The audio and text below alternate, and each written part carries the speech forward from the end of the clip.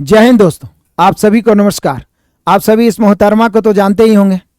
ये हैं बॉलीवुड अभिनेत्री कंगना रनावत। अब ये मंडी से सांसद बन चुकी हैं।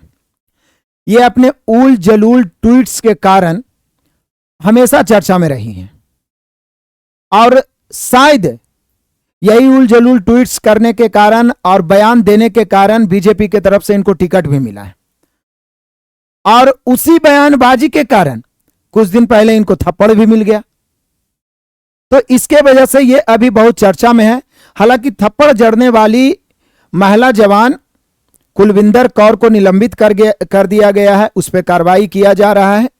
लेकिन सोचने वाली बात यह है कि जब इन्होंने उल जलूल बयान दिया था तो इन पे कार्रवाई क्यों नहीं किया गया? क्योंकि इन्होंने ट्वीट को डिलीट कर दिया।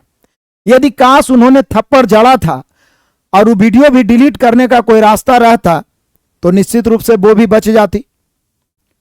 तो ऐसा होना नहीं चाहिए। और सबसे बड़ा सवाल यह है कि हम सभी अपने दिल से सोचें कि इन लोगों को राजनीति में कैसे सीटें मिल जाती है और इन लोग जीत भी कैसे जाते हैं। ऑलरेडी अपना काम भी करते रहते हैं बॉलीवुड में। पहले तो इन लोगों ने पूरा समाज को गंदा कर रखा है, जिस्म की नुमाइश करके पूरी तरीका से बॉलीवुड को। अभी तक आप देखिए साउथ मूवी अभी तक अपनी सभ्यता और संस्कृति को लेकर चल रही है। शायद यही वजह है कि वो बॉलीवुड को भी पछाड़ के आगे बढ़ते जा रही है।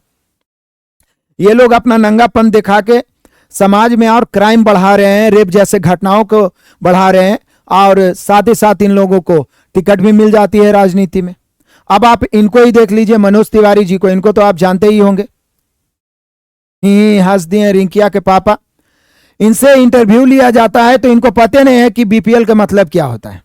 बिलो पॉवर्टी लाइन में कहते हैं कि हम कंफ्यूज आ गए हैं, क्या है नहीं।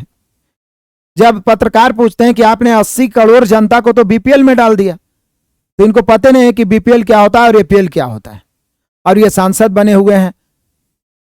तो इस प्रकार हम लोग मूर्ख हैं, जनता मूर्ख है जो इन लोगों को वोट देते हैं। इन लोग अपना काम भी करते रहते हैं और सांसद बन के अपना इधर से भी पेंशन हमेशा के लिए लेते रहते हैं और खर्च लेते रहते हैं और कोई काम होता नहीं है, क्योंकि ये तो अपना काम में व्यस्त रहते हैं।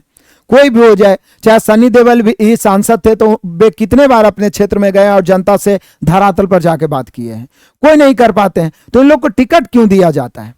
क्या सरकार जो बनते हैं, जो बीजेपी पार्टी है या कांग्रेस पार्टी है, कोई भी पार्टी रहे, इन लोग के नजर में और पढ़ा लिखा और अच्छा आदमी नहीं है? बहुत सारे रिटायर्ड जनरल बैठे हुए रहते हैं, कर्नल बैठे हुए रहते हैं, ब्रिगेडियर बैठे हुए रहते हैं जो रिटायर किए हैं और अपने देश के लिए जान देने के लिए वो तैयार थे। उन लोग को भी तो राजनीति में लाया जा सकता है, लेकिन यहां तो राजनीति में लाने के लिए करोड़ों रुपया चंदा दिया जा रहा है।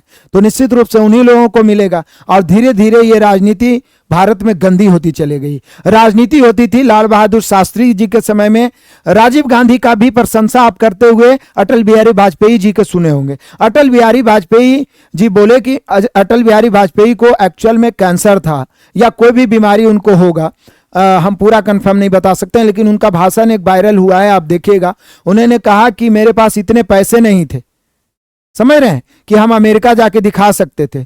तो उन्होंने अमेरिका जाने वाले कमेटी में, जबकि विपक्ष में थे, इनको शामिल कर दिए कि वो जाए और वहां इलाज का और पूरा सरकारी मतलब कि खर्चे से इलाज करवा के आए। इस तरीका से पक्ष विपक्ष होता था। अब तो एकदम पूरा गाली गलौज तक हो जाता है, एक दूसरे के सपोर्ट करके देश को चलाना ही नहीं चाहते हैं। अभी भी यदि पढ़े लिखे को राजनीति में लाया जाए, जो देश के लिए अपना जीवन न्यौछावर किए हैं, अपना जिंदगी दे दिए हैं और रिटायर हुए हैं, उनको राजनीति में लाया जाए तो उनको वे देश के लिए बेहतर काम कर पाएंगे। लेकिन इन फिल्म सितारों को राजनीति में लाया जाता है और हम जैसे मूर्ख, हम लोगों जैसे जनता के द्वारा इनको जिताया जाता है और फिर 5 साल हाय हाय छाती पीटा जाता है।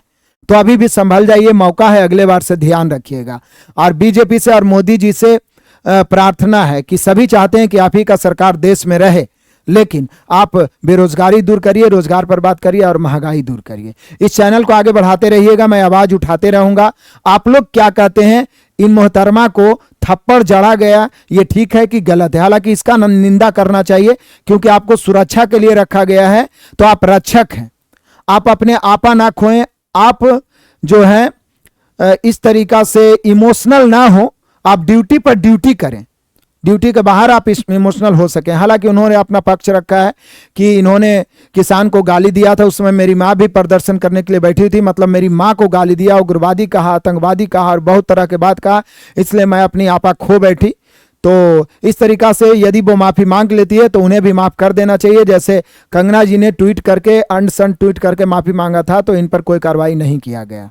अब तो ये सांसद बन चुकी है, तो अब तो ये और अपना धाक चलाएंगी। खैर, आप लोग अपना विचार कमेंट करिएगा। इस चैनल को आगे बढ़ाते रहिए, हम इसी प्रकार से आवाज़ उठाते रहेंगे, युवाओं के लिए रोजगार मांगते रहेंगे।